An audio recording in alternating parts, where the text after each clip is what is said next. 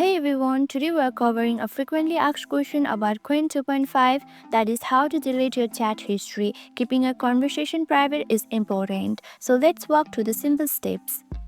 First things first, open the preferred browser on your phone and log into your account. The first thing you want to do is look for a profile icon, or simply tap on the profile icon at the top right corner here.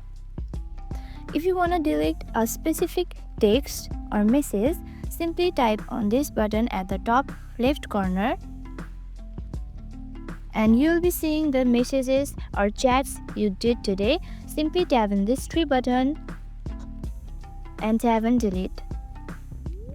Tap confirm and your message will be deleted. If you want to delete the whole conversation and history, tap on your profile icon, tap on settings and go to chats right here and click on delete all chats. Click tick mark.